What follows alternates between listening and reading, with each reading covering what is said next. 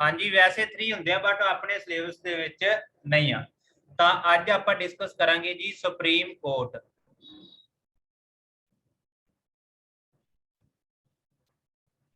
और ਆਪਾਂ ਇਹਨੂੰ ਕਹਿੰਦੇ ਆ ਜੀ ਸਰਵ ਉੱਚ ਅਦਾਲਤ।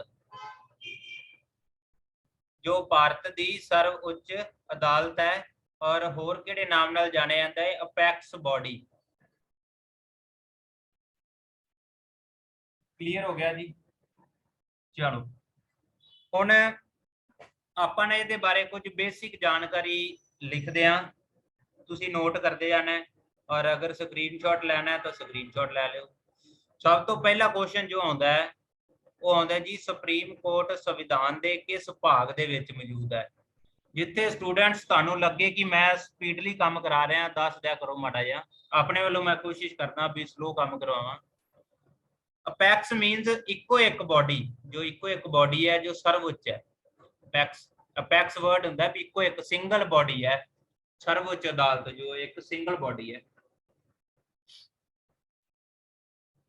ਤਾਂ ਪਾਰਟ ਕਿਹੜੇ ਦੇ ਵਿੱਚ ਹੈ ਜੀ? ਜੋ ਭਾਗ ਹੈ, ਜੋ ਸਰਵਉੱਚ ਅਦਾਲਤ ਹੈ ਕਿਸ ਭਾਗ ਦੇ ਵਿੱਚ ਮੌਜੂਦ ਹੈ?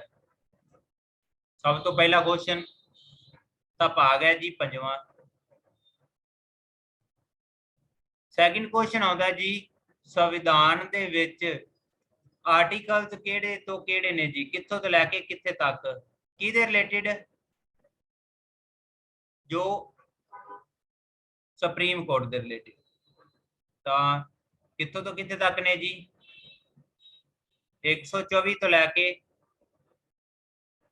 147 तक। दो क्वेश्चन हुण तक आप क्लीयर कर लिया जी। अगर ये क्लीयर है तो यस लिख दो।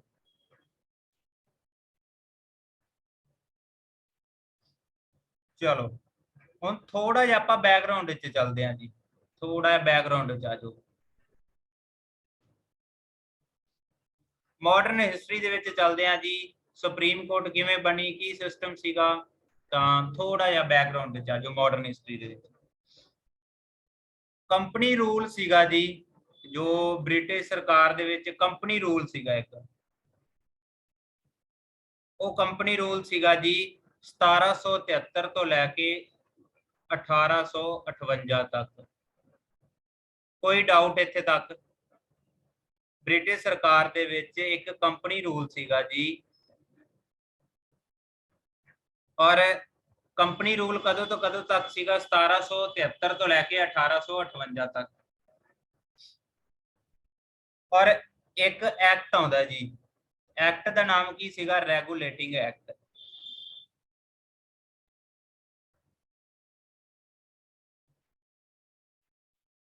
ठीक है जी, रेगुलेटिंग एक्ट। और रेगुलेटिंग जो एक्ट है वो कदों आउंदा है? 1773 ईस्वी दे विच।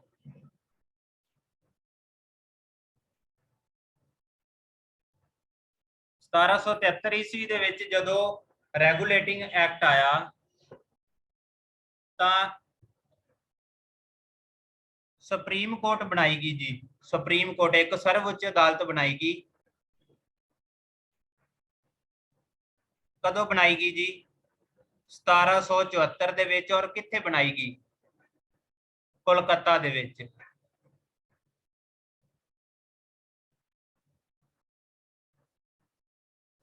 क्लीयर हो गया? हुण कोलकाता दे विच बनाई गई तां तुसीं सर कहोगे, पुछोगे कि सर उस टाइम ते किन्ने जज सीगे? तां उस टाइम ते जजां दी गिनती सीगी जी टोटल तां सीगे 4। वो 4 किवें किवें सीगे? एक तां सीगा CGI प्लस 3 नाल सीगे जज। एक तां सीगा CGI ते नाल की सीगे 3 होर जज सीगे। चलो इत्थे तक क्लीयर है?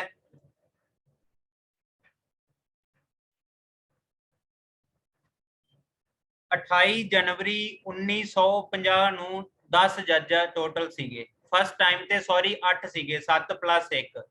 वो 28 जनवरी की गल है राजे, जो तुसी गल कर रहे हो ना वो आपां डिस्कस करांगे 28 जनवरी 1950 ਨੂੰ। ਆਪਾਂ ਅਜੇ ਬਹੁਤ ਪਿੱਛੇ ਫਿਰਦੇ ਹਾਂ 1774 ਦੇ ਵਿੱਚ।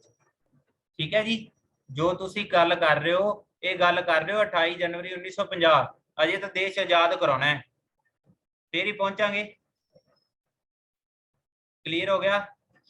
ਤਾਂ ਹੁਣ ਵਿੱਚੋਂ ਕਈ ਸਟੂਡੈਂਟ ਦਾ ਡਾਊਟ ਹੋਏਗਾ ਕਿ ਸਰ ਉਸ ਟਾਈਮ ਤੇ ਸੀਜੀਆਈ ਦਾ ਨਾਮ ਕੀ ਸੀਗਾ। ਤਾਂ ਬਿਲਕੁਲ ਜੀ ਪੁੱਛਣਾ ਬਣਦਾ ਹੈ, ਕੰਪੀਟੀਟਿਵ ਐਗਜ਼ਾਮ ਦੇ ਵਿੱਚ ਆ ਜਾਂਦਾ ਹੈ। ਤਾਂ ਕੀ ਨਾਮ ਸੀਗਾ ਸਰ? ਇਲੇਜਾ ਇੰਪੇ। ਇਲੇਜਾ ਇੰਪੇ ਆ ਨਾਮ ਨੋਟ ਕਰ ਲਿਓ। ਸਰ ਇਲੇਜਾ ਇੰਪੇ ਉਸ ਟਾਈਮ ਤੇ ਉਸ ਪਰਸਨ ਦਾ ਨਾਮ ਸੀ। ਜੇਕਰ ਆ ਚੀਜ਼ ਕਲੀਅਰ ਹੋ ਗਈ ਤਾਂ ਯੈਸ ਲਿਖ ਦਿਓ ਜੀ। ਇਹ ਸੀਗਾ ਬੈਕਗ੍ਰਾਉਂਡ, ਜੋ ਸੁਪਰੀਮ ਕੋਰਟ ਦਾ ਬੈਕਗ੍ਰਾਉਂਡ ਸੀਗਾ। ਕਲੀਅਰ ਹੈ ਤਾਂ ਆਪਾਂ ਅੱਗੇ ਮੂਵ ਕਰਦੇ ਹਾਂ। ਕੋਈ ਡਾਊਟ? ਸਪੀਡ ਜ਼ਿਆਦਾ ਤਾਂ ਨਹੀਂ ਲੱਗ ਰਹੀ?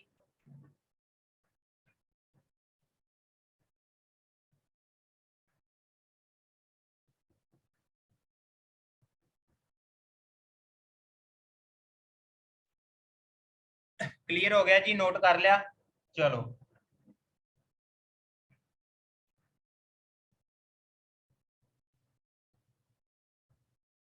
एक क्वेश्चन ये भी आता है कि 1773 का टाइम सी ना, जिस टाइम ते 1773 ਦੇ सुप्रीम कोर्ट बनी, उस टाइम ते गवर्नर जनरल कौन सीगा जी? उस टाइम ते गवर्नर जनरल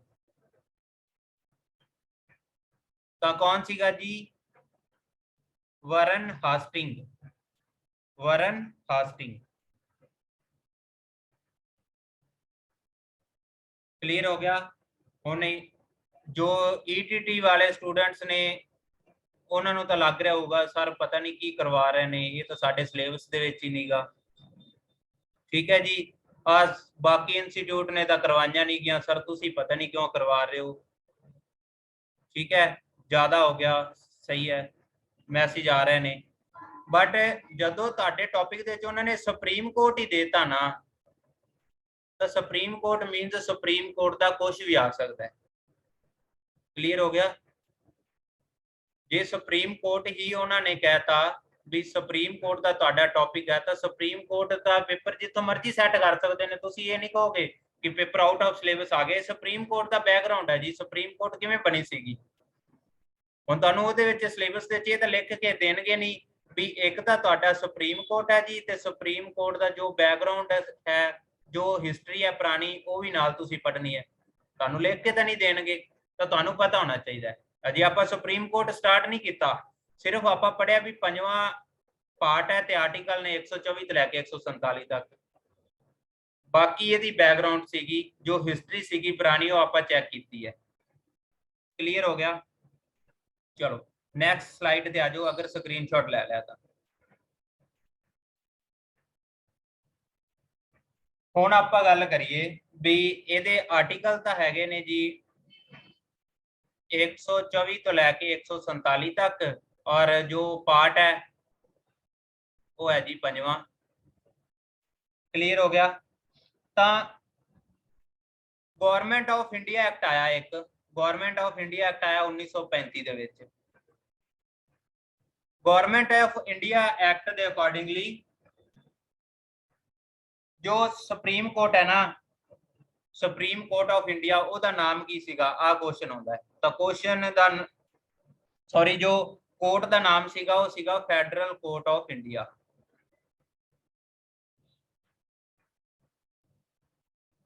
क्लियर हो गया? Federal court of India. Government of India act 1935 आया, ਉਹਦੇ ਵਿੱਚ ਸੁਪਰੀਮ ਕੋਰਟ ਦਾ ਨਾਮ ਕੀ ਸੀਗਾ? Federal court of India. ਹੁਣ ਕੁਐਸਚਨ ਇਹ ਆਉਂਦਾ ਵੀ ਫੈਡਰਲ ਕੋਰਟ ਆਫ ਇੰਡੀਆ ਤੋਂ ਸੁਪਰੀਮ ਕੋਰਟ ਨਾਮ ਕਦੋਂ ਰੱਖਿਆ ਗਿਆ?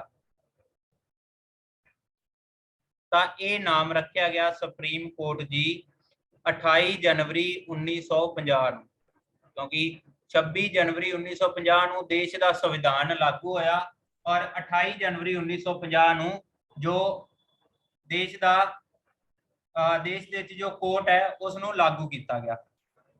ਕਲੀਅਰ ਹੋ ਗਿਆ ਜੀ? ਤਾਂ ਜੇਕਰ ਆਪਾਂ ਗੱਲ ਕਰੀਏ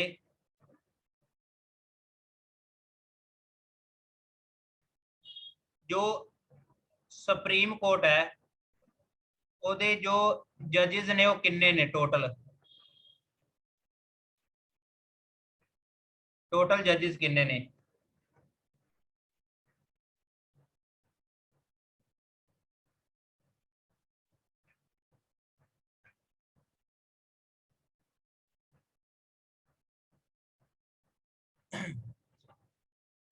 अठ प्लस एक टोटल एट प्रेजेंट पूछा जी, एट प्रेजेंट सॉरी आप लिख दिने वेट वेट मौजूदा सुप्रीम कोर्ट के कुल जजां की गिनती कितनी है जी एट प्रेजेंट? अपने को रंगदार स्कैच वाधू ने, जो मर्जी रंग चूज करती है अपन। तो सुप्रीम कोर्ट के टोटल जज किन्ने ने जी? 34 34। और ये 34 कदों होए जी? 2019 तो बाद 2019 तो बाद। हुण ये 34 का डाटा भी किवें है? एक तो है जी CGI और 33 की ने जज ने। हुण CGI एट प्रेजेंट किनवा चल रहा है? 29 और 49 सॉरी 49 नंबर वाला।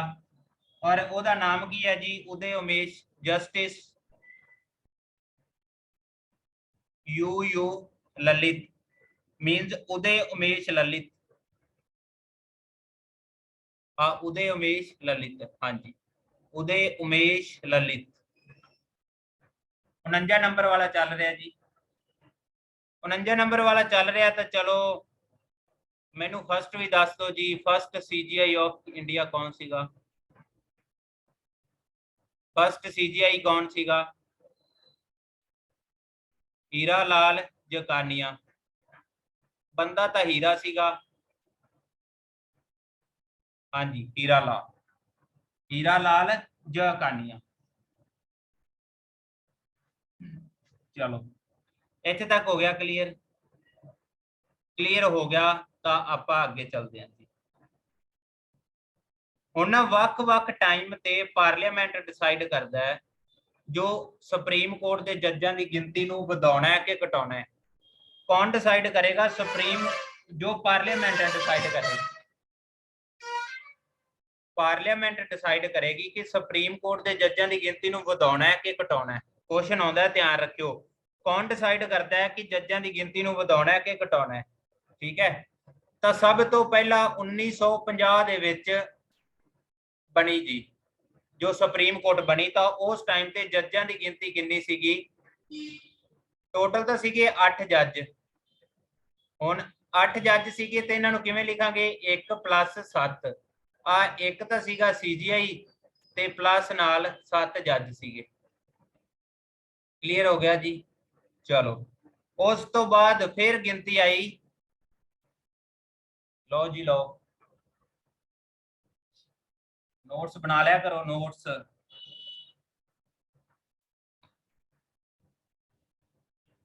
चलो जी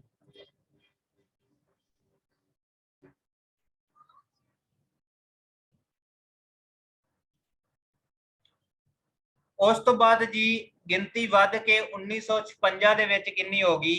11। ਹੁਣ ਇਹ 11 ਕਿਵੇਂ ਹੋ ਗਈ? 1 + 10 ਇੱਕ CGI ਤੇ 10 ਦੂਸਰੇ। 1960 ਦੇ ਵਿੱਚ ਇਹ ਗਿਣਤੀ ਕਿੱਥੇ ਤੱਕ ਪਹੁੰਚ ਗਈ ਜੀ? 14 ਤੱਕ। 14 ਜੱਜ ਹੋ ਗਏ। ਇਹ 14 ਜੱਜ ਕਿਵੇਂ ਜੀ? 1 + 13। ਫਿਰ ਇਹੀ ਗਿਣਤੀ 1977 ਦੇ ਵਿੱਚ ਕਿੱਥੇ ਤੱਕ ਪਹੁੰਚ ਗਈ ਜੀ? 18 ਤੱਕ। 18 गिनती किवें पहुंची? 1 + 17। 1986 की गल करिए तो यह गिनती पहुंच गई 26 तक। 1 + 25। यही गिनती 2008 ਦੇ ਵਿੱਚ पहुंच गई जी 31। 1 + 30। और 2019 ਦੇ ਵਿੱਚ ਇਹ गिनती कितने तक पहुंच गई? 34 जजां तक। 1 + 33। कोई डाउट ਇਹਦੇ ਵਿੱਚ? आ गिनती तुसी याद रखनी है। हुण तक किन्ने वारी गिनती वधाई जा चुकी है? 1 2 3 4 5 6 7 टोटल 7 बार गिनती वध गई। कोई डाउट?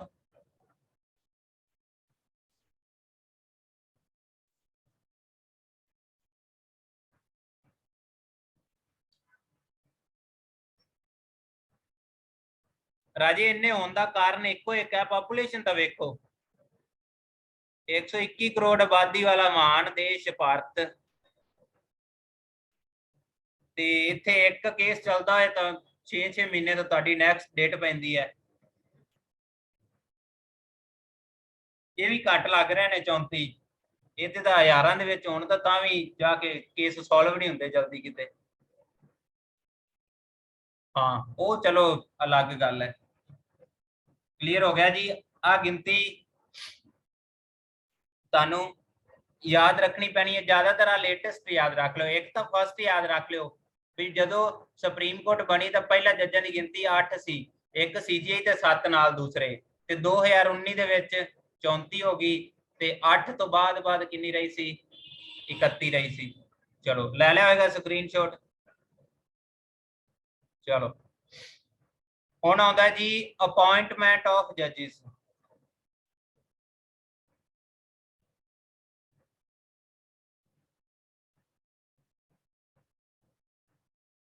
जजां दी नियुक्ति कौन करता है? जो जजां दी नियुक्ति है वो कौन करता है? प्रेसिडेंट। जजां दी नियुक्ति सीजीआई दी नियुक्ति तो प्रेसिडेंट करता है। चलो जजां दी नियुक्ति है वो करता तो प्रेसिडेंट है जी, सही है। बट ये पिछे ना एक कोलिजियम काम करता है।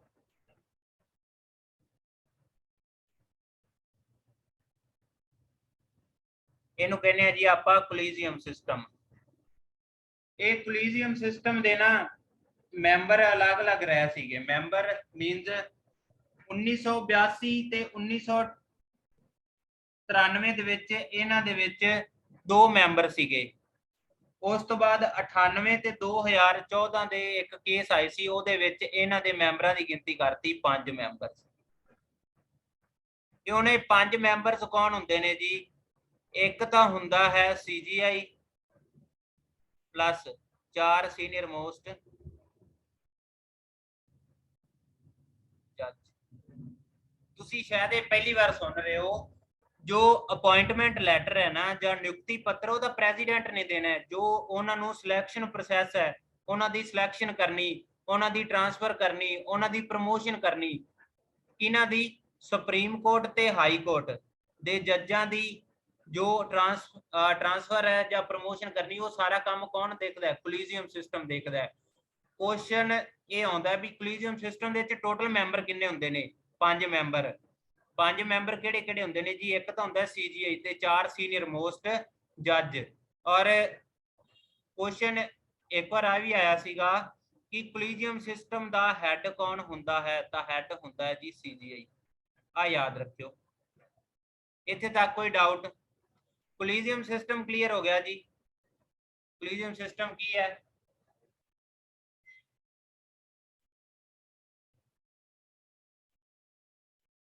चलो उस तो बाद आ गया जी क्वालिफिकेशंस।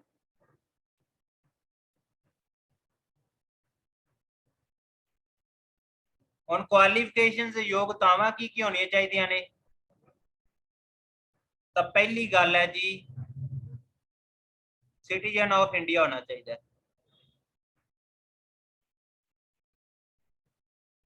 क्लियर हो गया।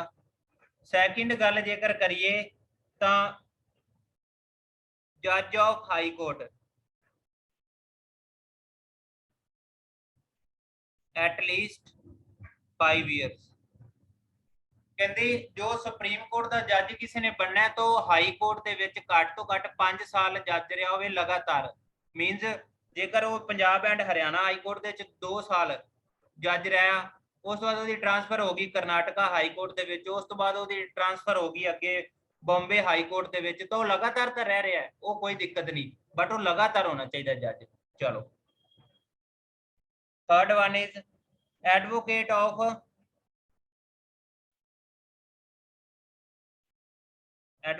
High court. जो हाई कोर्ट का एडवोकेट होना चाहिए एटलीस्ट किन्ने?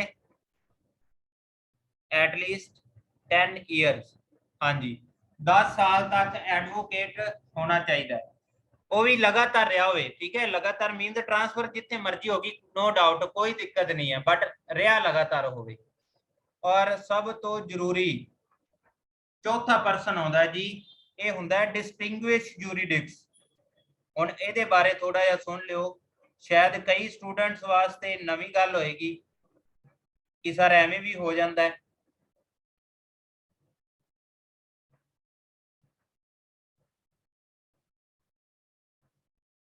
डिस्टिंग्विश जूरीडिक्स वो पर्सन होंदा है जिसनों प्रेजिडेंट सीधा सीधा सुप्रीम कोर्ट का जज बना सकता है, बट वो प्रेजिडेंट के की ओपीनियन होना चाहिए, प्रेजिडेंट की निगाह दे विच परसन होना चाहिए। और इस परसन नू लॉ की पूरी नॉलेज होनी चाहिए। मान लो किसी लॉ ऑफिस दे विच ये परसन काम करता है और इस परसन नू, हाँ जी, बहुत नॉलेज होंगी है और प्रेजिडेंट की ओपीनियन दे विच होना चाहिए, जिन्होंने आप कहने कानूनी माहिर होंदा है, बट की ओपीनियन दे विच होएगा, प्रेजिडेंट की ओपीनियन दे विच। क्लीयर हो गया? चलो स्क्रीनशॉट ले लो, फिर आप आगे चलते हैं। ये दसी गया क्वालिफिकेशन 1 2 3 और आ परसन चौथा कानूनी माहिर। चलो हुण आ गया जी औथ, सौं चुकानी है। तो जो औथ है,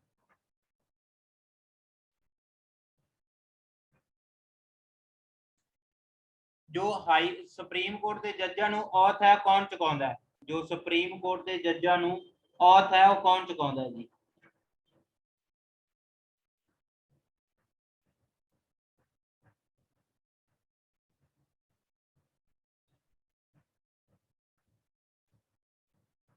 हाँ जी, प्रेजिडेंट। आ जज है जी, तो ये प्रेजिडेंट है और प्रेजिडेंट इन्हों की चुका रहा औथ।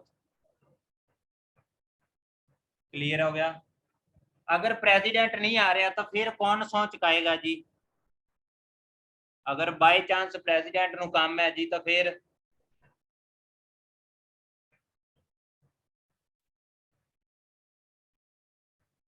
आएगा जी प्रेसिडेंट के वालों एक परसन अपॉइंट किया जाएगा, सम परसन अपॉइंटेड बाय हिम और हर। चलो पहला हिम सीगा, हुण की आ गया श्रीमती द्रौपदी मुर्मू जी, तो उत्थे हर आ जाएगा। ठीक है जी, वो कोई चलो दिक्कत नहीं है। क्लियर हो गया जी? चलो सैलरी की गल कर रही है, सैलरी तो बिना कोई भी नौकरी जी है वो प्यारी नहीं होंगी जी। जो भी नौकरी है देश के सैलरी, तो CGI की सैलरी की जेकर आप गल करिए तो है जी 2018। आ 2018 तो पहला की सैलरी दस दो, तो 2018 तो बाद की दस दो।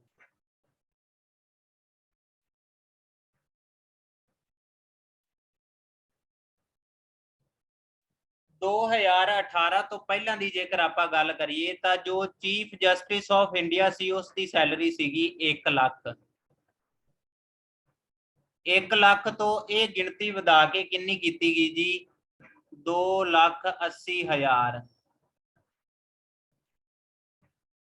बाकी जजा की जो सीगी तनख्वाह वो सीगी 90,000 और 90,000 तो 2018 तो बाद सैलरी कितनी की गई? बहुत थोड़ी वधाई गई है, 2.50 लाख, ओ सॉरी 2,50,000। क्लियर हो गया जी? सैलरी बारे क्लीयर हो गया। CGI नू सिर्फ 30,000 वध काहदे मिलते हैं कि ये सुप्रीम कोर्ट का मुख्य जज है और इस करके इनू काम पूरा संभालना ही पैंदा है। क्लियर हो गया जी?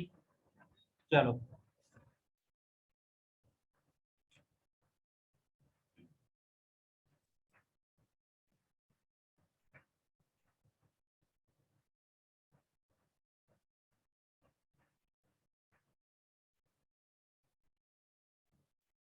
इस बार ना मास्टर कैडर SST दे विच नहीं जी नहीं, CGI ਦੀ 280 है और ਬਾਕੀਆਂ ਨੂੰ 2.5 ਲੱਖ। नहीं नहीं, वो अलग अलग है जी, अलग अलग। ਆਪਾਂ ਜਦੋਂ ਹਾਈ ਕੋਰਟ ਕਰਾਂਗੇ ਫਿਰ ਆਪਾਂ ਪੜਾਂਗੇ। ਹੁਣ ਇਸ ਵਾਰ ਨਾ क्वेश्चन आया सी मास्टर कैडर SST ਦੇ ਵਿੱਚ। ਕਰਦੇ ਆ ਜੀ 65 ਸਾਲ वाला, ਪਹਿਲਾਂ सुन लो जरूरी गल्ला। अगर तक कोई भी कॉन्स्टिट्यूशनल केस है, कॉन्स्टिट्यूशनल केस है, कोई भी संविधान ਦੇ रिलेटेड कोई भी केस है, ਤਾਂ ਉਸ ਨੂੰ ਕਿੰਨੇ ਜੱਜਾਂ ਦਾ ਬੈਂਚ ਹੈ ਜੋ ਸੋਲਵ ਕਰੇਗਾ। क्वेश्चन ये है जी, कॉन्स्टिट्यूशनल केस है कोई भी, मान लो कोई भी संविधान ਦੇ ਵਿੱਚ ਸੋਧ ਕੀਤੀ ਹੈ, ਉਸ ਨੂੰ ਸੁਪਰੀਮ ਕੋਰਟ ਦੇ ਵਿੱਚ ਚੈਲੰਜ ਕੀਤਾ ਗਿਆ, ਤਾਂ ਉਹ ਕਿੰਨੇ ਜੱਜਾਂ ਦਾ ਜੋ ਬੈਂਚ ਹੈ ਸੋਲਵ ਕਰੇਗਾ, ਔਰ ਜੋ ਅਦਰ ਕੇਸ ਹੁੰਦੇ ਨੇ ਉਹਨਾਂ ਨੂੰ ਕਿੰਨੇ ਜੱਜਾਂ ਦਾ ਬੈਂਚ ਹੈ ਜੋ ਸੋਲਵ ਕਰਦਾ ਹੈ। ਇਸ ਵਾਰ ਮਾਸਟਰ ਕੈਡਰ ਦੇ ਪੇਪਰ ਦੇ ਵਿੱਚ ਪੁੱਛਿਆ ਗਿਆ ਸੀਗਾ SST ਦੇ ਵਿੱਚ। ਆਪਾਂ ਦੱਸਣੇ ਨੇ ਘੱਟ ਤੋਂ ਘੱਟ ਜੱਜ ਕਿੰਨੇ ਹੋ ਸਕਦੇ ਨੇ। ਜਿਊਰੀ ਤਾਂ ਸਹੀ ਹੈ, ਜਿਊਰੀ ਹੈ, ਕਿੰਨੇ ਹੁੰਦੇ ਜਿਊਰੀ ਦੇ ਵਿੱਚ, ਕਿੰਨੇ ਮੈਂਬਰ ਕਿੰਨੇ ਹੁੰਦੇ ਨੇ। ਕੌਨਸਟੀਟਿਊਸ਼ਨਲ ਜਿਊਰੀ ਦੇ ਵਿੱਚ ਜੋ ਹੁੰਦੇ ਨੇ 5 ਮੈਂਬਰ, ਘੱਟੋ ਘੱਟ 5 ਮੈਂਬਰ। ਠੀਕ ਹੈ ਜੀ। ਤੇ ਅਦਰ ਕੇਸਿਸ ਦੇ ਵਿੱਚ ਘੱਟ ਤੋਂ ਘੱਟ 3 ਜੱਜਾਂ ਦਾ ਬੈਂਚ ਬੈਠਦਾ ਜੀ। ठीक है, घट तो घट अदर केसेस आ गए।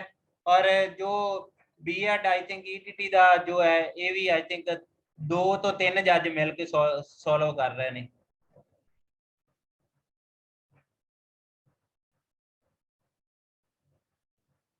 क्लीयर हो गया जी। आ क्वेश्चन आया सीगा, तो तुसी भी ध्यान रखियो तुहाडे पेपर दे विच क्वेश्चन ना आ जाए किते।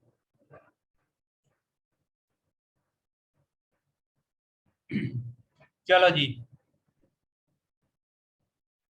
रिटायरमेंट एज, जो रिटायरमेंट एज है कितनी हुंदी है जी। रिटायरमेंट एज है जो कितनी हुंदी है, तो वो हुंदी है जी 65 साल तक।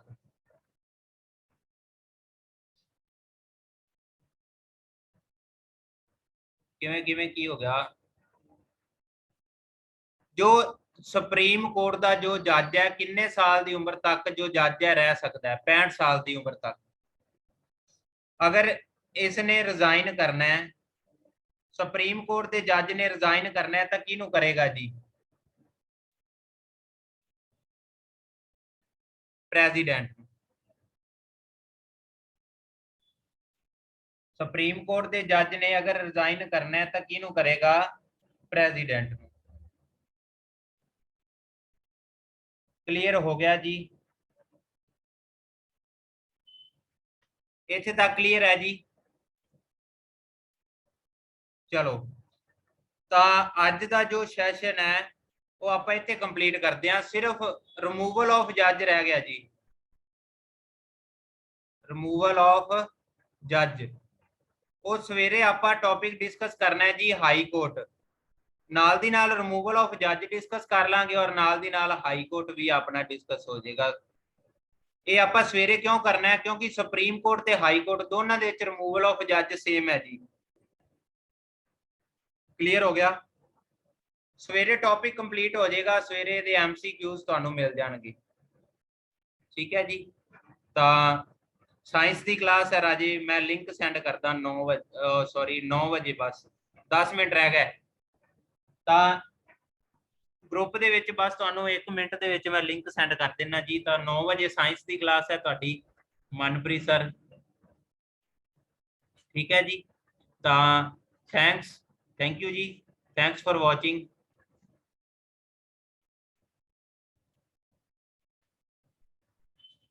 मिलते हैं जी सवेरे आई टाइम पे दोबारा, तब तक देखते रहिए आज तक। ठीक है जी, चलो।